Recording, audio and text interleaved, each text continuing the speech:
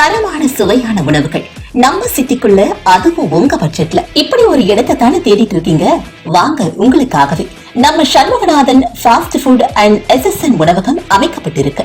இங்கு மதிய உணவு வெறும் 99 ரூபாய்க்கு 5 வகையான இறைச்சி உணவுகளுடன் நீங்களே போதும் போதும் என்று எண்ணும் அளவிற்கு தரமான சுவையான உணவும் பலவிதமான பிரியாணி வகைகளும் இங்கு கிடைக்கும்.